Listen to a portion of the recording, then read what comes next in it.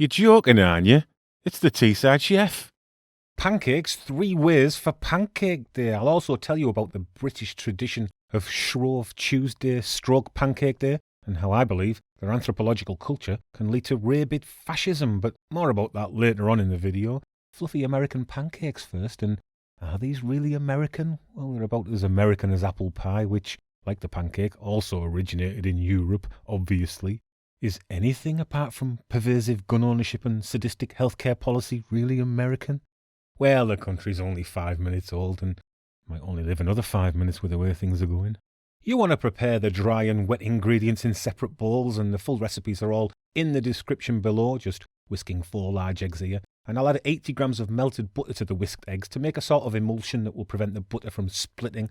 And I hope you'll make these pancakes for Shrove Tuesday, because it's apparently a very important cultural practice, reflecting the values, beliefs and social norms of the communities that observe it. These kind of events are also supposed to serve as a time for communal gatherings and feasting, but the last time I was involved in a communal gathering or feasting was when Princess Diana married Prince Charles, and that union kind of works as a metaphor for the cohesion of British society in a way, because it all sort of went tits up, didn't it, really? Culminating in a massive car crash in Europe. So I whisked in the whole milk, and now I'm adding the dry ingredients to the wet ingredients in 3 stages, whisking smoothly every time. And I do weep for the erosion of the glue that holds society together. Not in a way that implores me to post mildly racist and xenophobic memes on Facebook, yearning for a past that didn't really exist, but it's still sad. I shall cover this smooth, thick mix now and allow to rest for 30 minutes before cooking, because just as the societal bonds between us have all dissipated, so too must the bonds between the gluten molecules. And as I uncover and stir this lovely thick mix of diverse ingredients, it's much easier to manipulate now, and theoretically, due to its fragmentation, I could imprint any political ideology I wished upon it. But I'm not going to do that. I'm just going to cook it for 2 to 3 minutes per side on a really well preheated non-stick griddle or pan on a medium heat. No need for oil here if you're using a polytetrafluoroethylene surface. Teflon. Who was it that called the Teflon Don? John Gotti, wasn't it? Now there's an American icon we can all be proud of, acquitted several times for heinous crimes. It's almost as if the American judicial system is corrupt and potentially destabilising for democracy. I've added toppings to these before the first flip, and you can let your imagination run away with you and do that too if you like. I like blueberries, chocolate chips, or even bacon sometimes if I'm feeling extravagant. And after 2 to 3 minutes on each side, they should be done.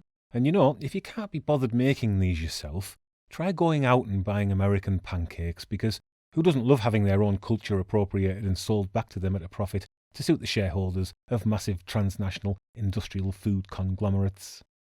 I love ice cream and honeycomb pieces on mine, topped with salted caramel sauce, link below for all this nonsense. And joshing and messing about aside, this is my go-to pancake recipe, and I do make this on a semi-regular basis because my food channel is not part of a faceless content farm that creates useless recipes for clickbait, you see. French crepe next, and speaking of cultural appropriation as it pertains to food, we've all done that from the French, haven't we, really?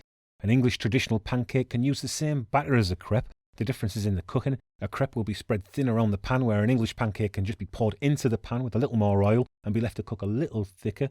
I don't see this as cultural appropriation, though, because it's me and mine that have done it. I prefer to say that I've respectfully drawn inspiration from various culinary traditions to create these adapted recipes. It's kind of like when we move abroad and call ourselves expats instead of immigrants. I love hypocrisy. I loved the tradition of Shrove Tuesday too when I was a kid, and everything was better, and bin men were real men who didn't wear high-vis jackets, and the BBC was a hotbed of kiddie diddling. It was the kind of anthropological culture I could really get behind, because it meant that I got to eat lots of tasty pancakes. Anthropological culture is traditions, shared beliefs and customs passed down through generations, but I have to say I'm a little suspicious of anthropological culture since I found out that Morris dancing is a hotbed of fascist sympathy and Nazi sentiment. Look it up. But never mind all that bollocks, because this crepe mix needs to be rested for around 30 minutes before cooking. And when I do cook these crepe, I find it easier to weigh out about 80 grams of the mix first, as I know that is the perfect amount for my preheated, standard size non-stick pan, which I oil a little first before going in with the mix and then swirling around off the heat until that 80 grams completely fills the pan and you may find your numbers slightly different here, so a little trial and error may be required. Always preheat the pan really well on a medium heat, and once the mix is in, you can sort of tidy the crepe up a little by pouring the remnants around the edges as it cooks. And the first fry will need maybe around 2 minutes before flipping, and the second side should really only need 45 seconds or so, but again, it might take a little trial and error on your part to perfect this, and the first one will probably be a write-off. But that's the nature of pancake making, I'm afraid, and like I said, the French crepe is the kind of pancake that the English pancake could be, much like the French are the kind of people that the English could be, if we just go ahead and chop the heads off our royal family already. No more bootlicking and servility from we poor subjects if that were the case. And we could be running around now setting fire to everything instead of worrying that the Tories are going to somehow get in again. And when you store these crepe, use kitchen paper rather than a kitchen towel to facilitate the steaming, because the detergent from your tea towel will make the crepe taste like, well, detergent. Spread with some warm Nutella, or poisonous cancer as I like to call it. A traditional topping I always had as a child was lemon and sugar, but to be honest, now my tastes have matured. I have to say, I prefer a little bit of colourful Lego and some golden syrup. Link in the description for the golden syrup, not the Lego, as the design for Lego is copyrighted. And I should just clarify that the Lego Group neither participates nor endorses the use of its product in this way, nor did it or its agencies agree to, support or condone the display of its products in this video. Don't eat Lego. Lego is available to buy at all the usual outlets at very competitive prices. And I shall attempt to tie this whole video together now by making a Dutch baby pancake, also known as a German pancake, a hooligan, or a Bismarck, and despite its name, this apparently originated in the USA, which seems a bit erroneous to me as it's just a slightly sweet Yorkshire pudding, but allows me to do a callback to my earlier rant about American culinary cultural appropriation. The wet ingredients for this, which can all be found in the description below, need to be blended together until smooth, after which time the all-purpose flour can be added in, and I like to just shake it a bit to cover the flour in there so that when it blends, we don't get a huge dust storm going on in the blender and the flour gets properly incorporated. And you do have to make sure that this whole thing is blended together very comprehensively if you want to enjoy it at its best this coming pancake day and fill your boots before 40 days of fasting.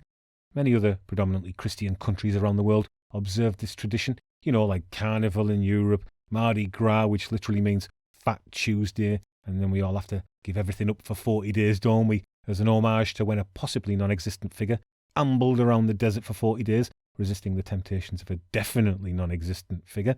And if you can get people to believe that crock of shit, you can get them to believe anything, can't you? Which nicely wraps up my suspicion that anthropological culture, particularly in the context of religious belief, is a smashing gateway to fascism.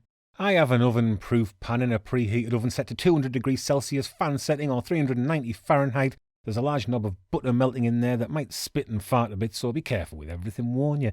And then just pour your smooth mix in the hot pan before baking for around 15 minutes, and as it bakes, you may be able to work out why this pancake is called a Dutch baby.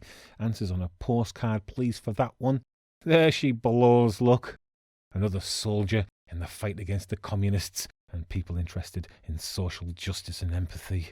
A Dutch baby is traditionally served with some icing, sugar and whatnot, but I like to remind myself of my childhood trips to the Little Chef and have it with ice cream and a sweet sauce, salted caramel here, but maple syrup or golden syrup are great too. Do you remember the Little Chef?